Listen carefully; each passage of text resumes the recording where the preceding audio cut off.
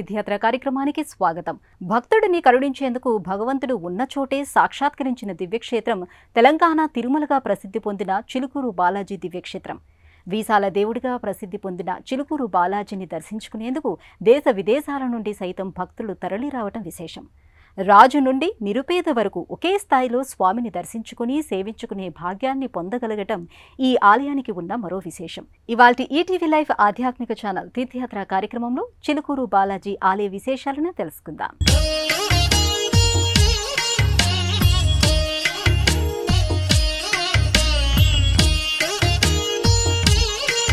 రంగారెడ్డి జిల్లాలోని దేవన వెంకటాపూరు గ్రామం శతాబ్దాల చరిత్ర కలిగిన గ్రామం. కాలక్రమంలో ఈ గ్రామం పక్కనే ఉన్న చిలుకూరు గ్రామంలో కలిసిపోయింది. అందువల్ల దేవన వెంకటాపూరులో కొలువుతీరిన బాలాజీ చిలుకూరు బాలాజీగా ప్రసిద్ధి పొందాడు. నిజాం నవాబుల కంటే ముందే అనేక మంది రాజులు ఈ ప్రాంతాన్ని పరిపాలించారని, చిలుకూరు వాళ్ల ఏలుబడిలో రాజధానిగా ఉండేదని చరిత్ర చెబుతోంది. వీసాల దేవుడిగా ప్రసిద్ధి పొందిన ఈ చిలుకూరు బాలాజీ ఆలయం విశేషాలను ఇవాల్టి ఈటీవీ లైవ్ ఆధ్యాత్మిక ఛానల్ తీర్థయాత్రలో తెలుసుకుందాం.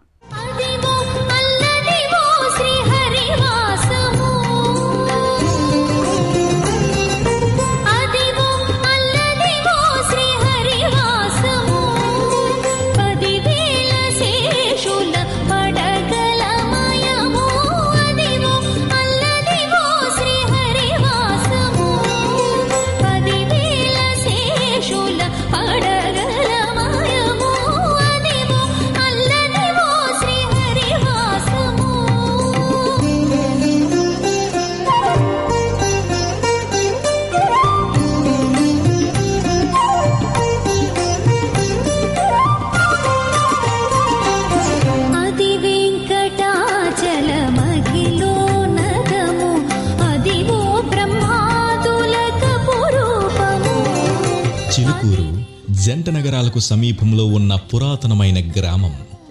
రాజాదిరాజులెందరికో రాజధానిగా ఉన్న గ్రామం ఇది.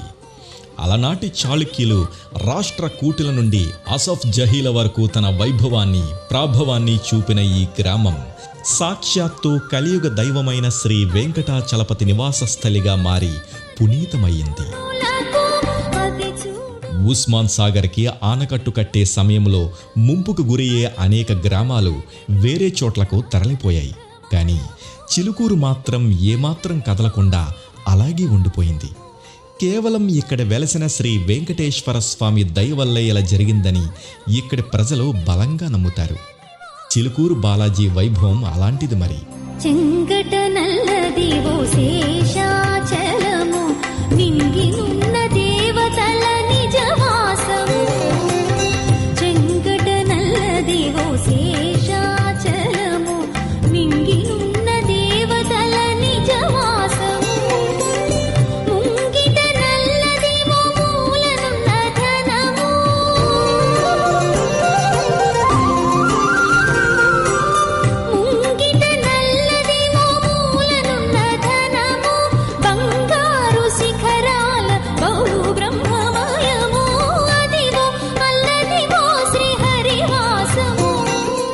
సుమారు 5 శతాబ్దాల క్రితం గుణాల మాధవరెడ్డి అనే ఓ వెంకటేశ్వర స్వామి భక్తుడు చిలుకూరులో నివాసించేవాడు. ఆయన ప్రతి సంవత్సరం క్రమం తప్పకుండా తిరుమలకు వెళ్ళి శ్రీ వెంకటేశ్వర స్వామిని దర్శించుకొని వచ్చేవాడు. ఆయన అలా వృద్ధుడైన తర్వాత కూడా పట్టు విడవకుండా తిరుమల యాత్ర చేద్దామని సంకల్పించాడు.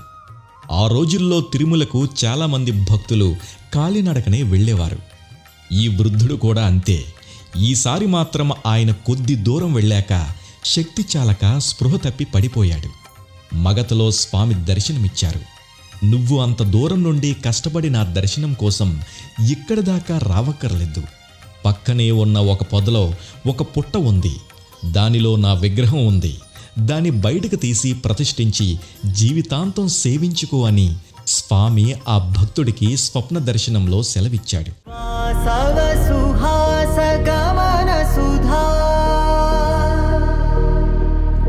ద్వారవతి కిరణార్భటి వసుధా అశోక విహిత కృపానానృత కోమల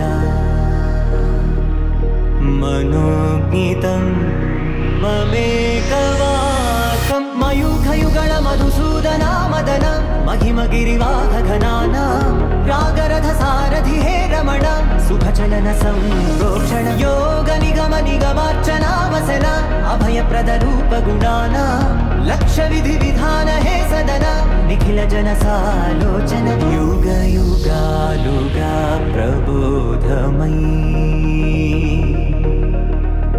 पदि विधालुगा पदे पदे पलिकेटि सायमे मन् స్వామి ఆనతిని తలదాల్చిన ఆ భక్తుడు వెంటనే ఓ పలుగును తీసుకుని పుట్టును తవ్వుతుంటే కంగున శబ్దం వినిపించింది. కాస్త జాగ్రత్తగా మట్టిని తొలగించి చూడగా స్వామివారి వక్షస్థలంపై పలుగుపోటు పడిన ఆనవాలు కనిపించింది. అక్కడ నుండి రక్తం ధారాపాతంగా కారడంతో ఆ భక్తుడు హడలిపోయాడు. తాను చేసిన అపచారాన్ని మన్నించి కరుణించమని స్వామిని వేడుకున్నాడు. పాలతో కడిగితే గాయం మాని రక్తధార ఆగుతుందని స్వామి సెలవిచ్చాడు. ఇప్పటికే ఆ పలుగు గంటును స్వామి వక్షస్థలంపై ఇక్కడ మూల విరాట్టుపై మనం చూడవచ్చు. చిలుకూరు గ్రామానికి శతాబ్దాల నాటి చరిత్ర ఉంది. ఈ గ్రామం మొగలాయిల పాలన నుండి నిజాం నవాబుల ఏలుబడిలోకి వచ్చింది. అసఫ్ జాహీలకు అనేక మంది సామంతులుండేవారు. నిజాం నవాబుకు వైద్య సేవలు చేసిన ఇద్దరు సోదరుల పనితనాన్ని మెచ్చుకుని వారికి ఈ చిలుకూరును నవాబు ఇనాంగా ఇచ్చినట్టుగా అనేక చారిత్రక ఆధారాలున్నాయి. అసఫ్ జహీల పాలనలో ఈ ప్రాంతం అనేక దశాబ్దాల పాటు ఉంది. అప్పట్లో నిజాం నవాబులు తమకు నచ్చిన సేవకులకు భూముల్ని పరగణాల్ని ఈనాములుగా ఇవ్వడం ఆనవాయితీగా ఉండేది. అలా అప్పట్లో రాజవైద్యులుగా ఉన్న ఖాదరియా ఖాన్, ఖాదర్ నవాబ్ ఖాన్ సోదరుల సేవల్ని మెచ్చి నిజాం నవాబు వారికి ఈ చిలుకూరు గ్రామాన్ని ఈనాముగా ఇచ్చినట్టుగా చరిత్ర చెబుతోంది. ఈ గ్రామానికి సమీపంలో ఉన్న ఓ పెద్ద కోట కూడా గడిచిన కాలపు చరిత్రకు ఆనవాలుగా నిలుస్తోంది. ఆ కోట ఇప్పుడు శిథిలావస్థలో ఉందని గ్రామస్తులు చెబుతారు. గడిచిన కాలపు రాచరికానికి సంబంధించిన ఆనవాళ్లు ఈ గ్రామంలో ఎన్నో ఇప్పటికీ కనిపిస్తాయి. ఈ ఊరిలో చాలా పురాతనమైన మల్లన్న ఆలయం, హనుమంతుడి ఆలయం, భేతాళ విగ్రహం కూడా ఇప్పటికీ ఉన్నాయి. ఇప్పటికీ ఈ గ్రామంలో ఎన్నో పురాతన నిర్మాణాల శిథిలాలు, పురాతన శిల్పాలు కనిపిస్తాయి. గోల్కొండ తానీషా నవాబుకు మంత్రులైన అక్కన్న మాదన్నలు చిలుకూరులో వెలసిన శ్రీ వెంకటేశ్వర స్వామి వైభవం గురించి తెలుసుకుని స్వామిని సేవించి తరించారని కూడా ఈ గ్రామస్తులు చెబుతారు. శ్రీనివాస గోవింద శ్రీ వెంకటేశ గోవింద శ్రీనివాస గోవింద శ్రీ వెంకటేశ గోవింద భక్తవత్సల గోవింద భాగవత ప్రియ గోవింద భక్తవత్సల గోవింద భాగవత ప్రియ గోవింద నిత్య నిర్మల గోవింద నీలమేఘ శ్యామ గోవింద నిత్య నిర్మల గోవింద నీలమేఘ శ్యామ గోవింద పురాణ పురుష గోవింద పుండరీకాక్ష గోవింద పురాణ పురుష గోవింద పుండరీకాక్ష గోవింద గోవింద హరి గోవింద గోకుల నందన గోవింద గోవింద హరి గోవింద గోకుల నందన గోవింద.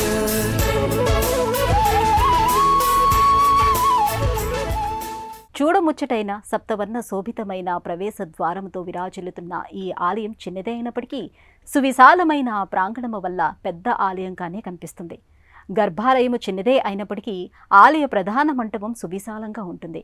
ఈ ప్రాంగణంలో అడుగుపెట్టగానే ఎంతటి వారైనా సరే భక్తి పరవశులవుతారు. మొత్తం ఈ ప్రాంగణంలో శ్రీ వెంకటేశ్వర నామస్మరణ తప్ప మరో మాట వినిపించకపోవటం గమనించదగ్గ అంశం. చిలుకూరు బాలాజీ ఆలయ ముఖద్వారం దాదాపు 20 అడుగుల ఎత్తున సప్తవర్ణ శోభితంగా ఉంటుంది. ముఖద్వారాన్ని దాటుకొని ఆలయ ప్రాంగణంలోకి అడుగుపెట్టిన భక్తులకు ధ్వజస్తంభం కనిపిస్తోంది. ధ్వజస్తంభం దగ్గర ఆంజనేయ స్వామి గుడి ఉంటుంది. ఆ గుడిలో ఉన్న భక్తాంజనేయుడు ఈ ఆలయానికి వచ్చే భక్తుల భయాలను పూర్తిగా పోగొడతాడని విశ్వాసం. ముందుగా ఈ భక్తాంజనేయుడిని దర్శించుకున్న భక్తులు ప్రధాన ఆలయానికి ప్రదక్షిణలు చేసుకుని ప్రధానాలయ మండపంలోకి అడుగు పెడతారు.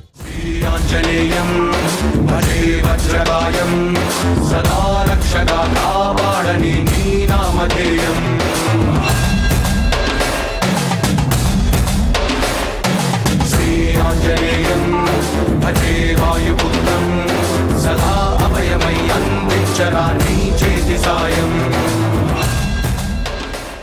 తిరుమలేశుడితో సమానమైన వైభవాన్ని సంతరించుకున్న ఈ చిలుకూరు బాలాజీ కోరిన వరాలను అనుగ్రహించే కొంగు బంగారమై విరాజిల్లుతున్నాడు. ముఖ్యంగా ఈయన్ను వీసాల స్వామి అని పిలుచుకుంటారు భక్తులు. వీసాలు పొందాలనుకునే భక్తులు ఈ స్వామికి 11 ప్రదక్షిణలు చేస్తారు. వారి కోరిక తీరిన తర్వాత వీసా రాగానే స్వామికి 108 ప్రదక్షిణలు చేసి మొక్కులు చెల్లించుకుంటారు. ప్రతి శని ఆదివారాల్లో ఇలా ప్రదక్షిణలు చేసే భక్తులతో ఈ ఆలయం నిండిపోతుంది. వందలాది మంది భక్తులు శని ఆదివారాల్లో స్వామికి ఈ విధంగా మొక్కు చెల్లించుకోవడానికి ప్రదక్షిణలు చేయడం ఇక్కడి ప్రత్యేకత.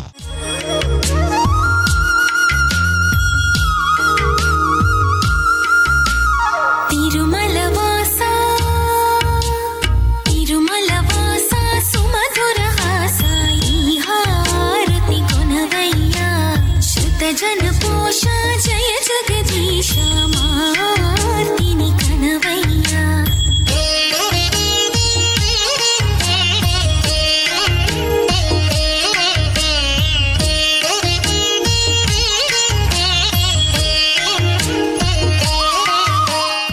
ఇక్కడ గర్భాలయంలో కొలువైన స్వామివారు చతుర్భుజుడై శంఖ చక్రాలను ధరించి వరద అభయ హస్తాలతో భక్తులకు దర్శన భాగ్యాన్ని అనుగ్రహిస్తారు. ఒకే శిలలో స్వామివారు శ్రీదేవి భూదేవి సమేతుడై కొలువై ఉండడం మరో విశేషం. ఈ విగ్రహంలో స్వామివారి హృదయంపై కాక దేవేరులు ఇరువైపులా కొలువుతీరి ఉంటారు. ఇక్కడ అమ్మవారిని రాజ్యలక్ష్మీదేవిగా కొలుస్తారు. 1963లో రాజ్యలక్ష్మి అమ్మవారిని ప్రతిష్ఠించారు. అమ్మవారు 3 చేతులలో పద్మాలు ధరించి ఉంటారు. 4వ చెయ్యి భక్తులను శరణాగతులను కమ్మని చూపుతూ ఉంటుంది. అమ్మను దర్శించుకున్న భక్తులకు కోరిన కోర్కెలు వెంటనే తీరుతాయని విశ్వాసం. ఇక్కడ చిలుకూరులో ఏంటి విశేషం అంటే స్వామి వారికి ప్రదక్షిణాలు చేయడం విశేషం. ఒక అర్చక స్వామి ఇక్కడ స్వామివారి దర్శనం కోసం వచ్చే భక్తులకి నీళ్ళ వసతి ఏర్పాటు చేయడం కోసం బోర్ తవ్వుతుండగా బోర్లో నీళ్లు రాకపోతే 11 ప్రదక్షిణాలు చేశారు. అలా 11 ప్రదక్షిణాలు చేసాకనే నీళ్ళు వచ్చాయి. ప్రదక్షిణాలు ఆపకుండా తిరుగుతూ ఉన్నారు.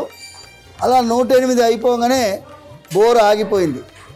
ఆ నీటిలో ఆగిపోవడం వల్ల స్వామివారి యొక్క అర్చకుడు మళ్ళీ ఆ బోర్ తవ్వే దగ్గర వెళ్ళేటరికి మళ్ళీ బోర్ నడవడం మొదలైంది. స్వామివారికి ప్రదక్షిణాలు ప్రారంభించడం జరిగింది.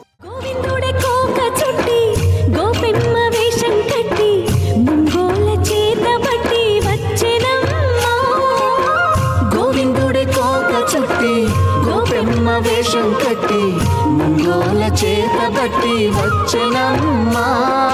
నవమోహన జీవన వరమిచ్చినమ్మా. ఇకపై ఇంకెప్పుడు నీ చేయి విడిచి వెళ్ళనని చేతిలోన చేసి ఒట్టేసినమ్మా. బీద గొప్ప తేడాలు లేవు, తరతమ భేదాలు లేవు, అందరూ ఒకటే, అందరూ భగవంతుడి సన్నిధిలో సమానులే అన్న భావన చిలుకూరు బాలాజీ ఆలయంలో ప్రస్ఫుటంగా కనిపిస్తుంది. ఇక్కడికి వచ్చిన భక్తులకు ఎలాంటి ప్రత్యేకతలు ఉండవు. అందరూ ఒకే వరుసలో నిలబడి స్వామిని దర్శించుకుని తరించాల్సిందే. ఈ ఆలయంలో హుండీ, ఆర్జిత సేవలు లేకపోవటం మరో విశేషం. కుబేరుడు నుండి సామాన్యుడి వరకు చిలుకూరు బాలాజీ ఆలయంలో సమస్థాయిని పాటించవలసిందే. అందరూ ఒకే వరుసలో నిలబడి స్వామిని దర్శించుకోవలసిందే. ఇది ఇక్కడి నియమం. చిలుకూరు బాలాజీ ఆలయంలో ప్రత్యేకమైన ఆర్జిత సేవలేమీ ఉండవు. పైగా ఇక్కడ హుండీ కూడా ఉండదు. భగవంతుడిని దర్శించుకోవడానికి భక్తి కావాలి గాని డబ్బు కాదు అన్న భావన ఈ ఆలయంలో స్పష్టంగా కనిపిస్తోంది. కలియుగ ప్రత్యక్ష దైవమైన శ్రీ వెంకటేశ్వర స్వామిని కళ్ళారా చూసి తరించేందుకు భక్తులు పెద్ద ఎత్తున ఈ చిలుకూరు ఆలయానికి తరలివస్తారు. అందుకే ఈ ఆలయంలో స్వామిని దర్శించుకునేటప్పుడు భక్తులు కళ్ళు మూసుకోవద్దని, తనివి తీరా దర్శించుకోమని అర్చకులు ప్రత్యేకంగా చెబుతారు.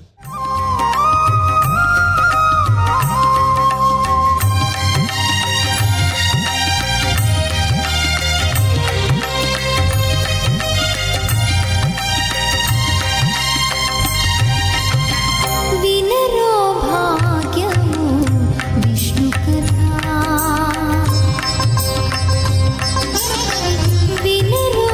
భాగ్యము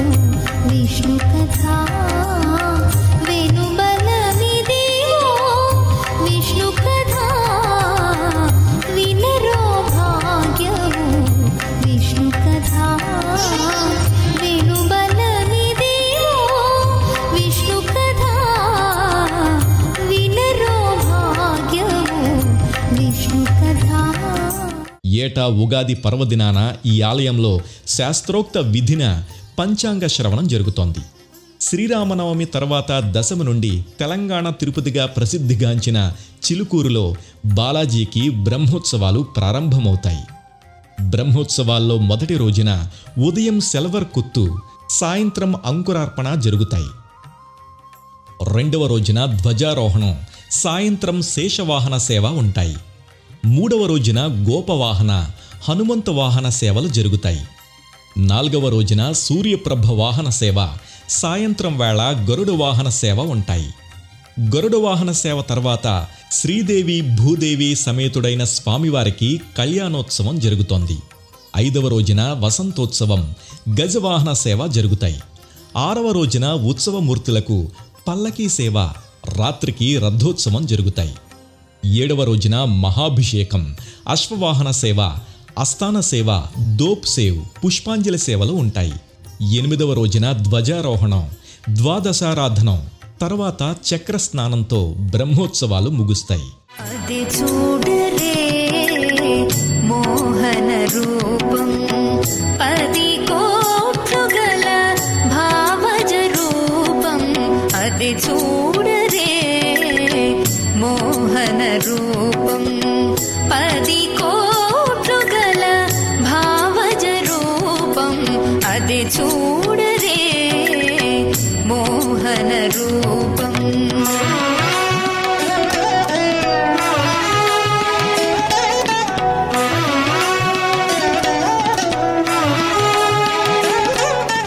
నిత్య పూజలు. ఈ ఆలయంలో సుప్రభాత సేవ నుండి ఏకాంత సేవ వరకు అన్ని సేవలు, ఉత్సవాలు పాంచరాత్ర ఆగమోక్తంగా జరుగుతాయి. నిత్యం ఈ ఆలయంలో స్వామిని పూలతో అలంకరించి అర్చించిన తర్వాత భక్తుల్ని దర్శనానికి అనుమతిస్తారు. ఆలయ దర్శన వేళలో నిత్యం ఈ ఆలయం ఉదయం 5 గంటల నుండి రాత్రి 8 గంటల వరకు తెరిచి ఉంటుంది. ఉదయం నుండి రాత్రి వరకు నిరంతరాయంగా స్వామివారిని దర్శించుకోవడం ఈ ఆలయం ప్రత్యేకత. ఇక ప్రయాణ సౌకర్యాలు. హైదరాబాద్లోని మెహదీపట్నం నుండి ఇమ్లీ బస్టాండ్ నుండి సికింద్రాబాద్ జూబ్లీ బస్ స్టేషన్ నుండి చిలుకూరుకు నేరుగా సిటీ బస్సు సౌకర్యం ఉంది. కలో వెంకటనాయకః. కలియుగంలో శ్రీ వెంకటేశ్వర స్వామి పిలిచినదే తడువుగా పలికే ప్రత్యక్ష దైవం. ఆ స్వామిని దర్శించుకుని తరించేందుకు జంట నగరాల నుండే కాక తెలంగాణలోని వివిధ ప్రాంతాల నుండి నిత్యం చిలుకూరు ఆలయానికి భక్తులు పెద్ద ఎత్తున తరలివస్తుంటారు. ఈ స్వామికి మొక్కుకుని వీసాలు పొందిన వారి సంఖ్యకు అసలు లెక్కే లేదు. కోరిన కోరికలు తీర్చి కొంగు బంగారంగా విలసిల్లుతున్న ఈ స్వామిని చూసేందుకు నిత్యం వందలాది మంది భక్తులు ఈ ఆలయానికి వస్తూ ఉంటారు. ప్రకృతి రమణీయత నడుమ కొలువుతీరి ఉన్న ఈ ఆలయ వైభవాన్ని వర్ణించడానికి మాటలు చాలవు. ఇవి ఈ ఆలయం విశేషాలు. మళ్ళీ వచ్చే ఎపిసోడ్లో మరో ఆలయ విశేషాలతో మళ్ళీ కలుసుకుందాం. అంతవరకు సెలవు. నమస్కారం.